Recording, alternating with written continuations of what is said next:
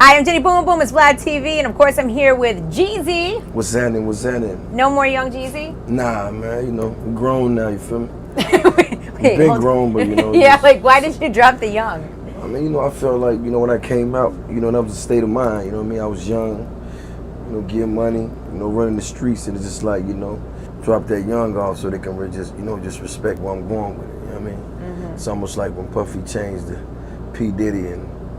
He went from Puff Daddy to P Diddy. It was just a. I still call him Puff.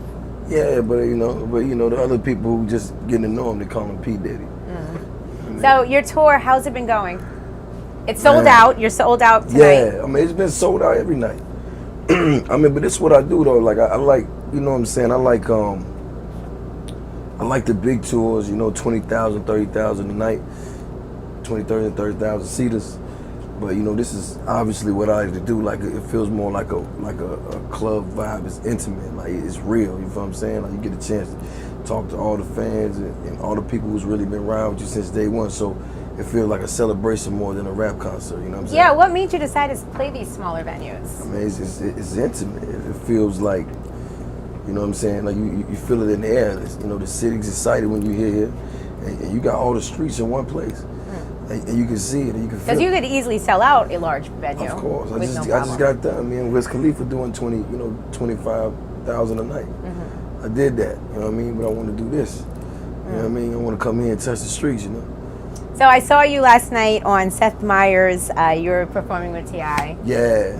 Y'all performed G shit. Yeah. So how was that? What was the experience like? I mean, after a couple shots of Avion, yeah. I mean, we just went out there and had a good time. Tip like, my brother, you know what I mean? So when we do stuff, it's really just fun, you know what I mean? It's I was going to ask you work. that because you guys, obviously, create together and all of that, but no question. Why is it that you decide to work with T.I.? Like, what makes you want to? Well, until it's been 7 years, so I can tell the story. When I was first doing music, and it's real shit. When I was first doing music, getting into the music game, Tip was already established. He was probably 3-4 albums in. And, I was a young kid coming up, driving Lamborghinis, Ferraris, and, walking around with millions of dollars worth of jewelry on. And, no, it's real shit. I know. And That's why I'm like. And I was recording in Patchworks. And, I was doing a lot of things in Patchworks, you know what I mean, while I was recording. And, Tip came in one day and, we was in there, recording, doing our thing, but I had a lot of other things going on too. Mm-hmm. And I think he kind of peeped what was going on, and he kind of pulled me to the side and he was like, yo, Jeezy, you can't do both. And I was like, you bullshitting, like you doing both, right? Because I still thought they was in the streets, you see what I'm saying? Right. I didn't know, I'm just going by, the perception. And he was like, you can't do both things, so you gotta pick one. So I ended up picking music, you know what I mean, like full time, and was that hard for you though? Because when you first start music, it's like you don't necessarily make a lot of money or have the things that you would. I did, but I can't speak for everybody else. Yeah. But I just felt like that was the advice of somebody who was being sincere. Right. You know what I'm saying? Because I could have easily just kept doing what I was doing and been in a different, position. But when we had that talk, I always looked at him different. You know what I'm saying? Because he was already in the rap game, and it was something I was trying to get in. And where I was coming from, most niggas was haters when it came to that. Like, niggas would probably rather see you in jail anyway. Right. But he made it clear, like, you can't do both. Because when I came in the game, I thought that's what everybody was doing, was both.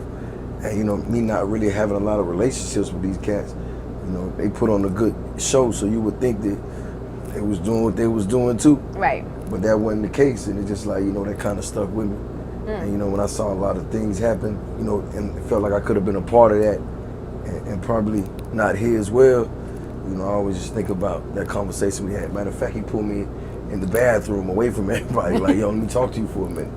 And we went in a little side bathroom in Patchwork and had like a 30, 40-minute conversation. I was just like, damn, wow, okay, that's what's up. And, we just always been cool since then. So how do you leave it? Leave what? That being in the streets. I don't know. We gotta leave that subject alone. Okay. Yeah. I'm just curious, like, how do you figure that out? I mean, because I really wanted to do music. I felt like the streets weren't being represented right. You know what I'm saying? Niggas wasn't really talking the shit that they was supposed to be talking, and it wasn't authentic. It wasn't real. Like, it was just And niggas was doing the shit to get the money. Right. And to me, it wasn't even about the money. Like, bulk of my first shows, I didn't even want money. I was just like, you know, buy me and my niggas some bottles, because that's what we're going to do anyway, and I'm going to come turn up. But it was just like, I just feel like the struggle, the grind, you know what I'm saying, the culture, it just wasn't being represented for real, for real. It was more so like some fugazi shit, you know what I'm saying? It was like rap in real life. Right. It's like you got these people that can get in the studio and make these good songs, but then when you see them, they ain't like that. Right. You know what I'm saying? Yeah, a lot of people that have really done the things that you've talked about complain a lot that people lie. I mean, you can't really. I'm gonna keep it 1,000. Like, you can't really sit there, you know, because today's is based on whatever. You know what I'm saying? Net is king. Nigga can say any fucking thing and be in fucking Afghanistan. You know what I mean? So it don't really matter. But, you know, I came up in a different era, so we had a different set of morals. Because really and truly, like, if you lived that shit, you talked about that shit, you was gonna encounter it. Like, so if you out and you moving around, like when I was out doing shows, like my career first started off, I can't tell you the number of shootouts and people got shot and shit that I was involved in, and it was like everyday life. You know what I mean? It was like, it didn't phase you. It didn't phase you. It was like, shit, nigga just got shot up the street, what it matter? But now it's just different. So when things happen and the internet get a hold to it, they just look at it different because they don't see us like that. Take the Ray Rice shit that's going on in the media right now. That shit happened around me every day growing up, and it was normal. You take the Adrian Peterson shit.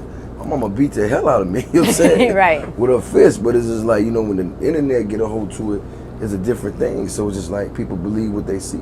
So you got a lot of these cats that talk about shit that ain't really got to do it no more because they can put it on the internet and people believe it anyway. You know what I'm saying? No, I agree. You know what I mean? So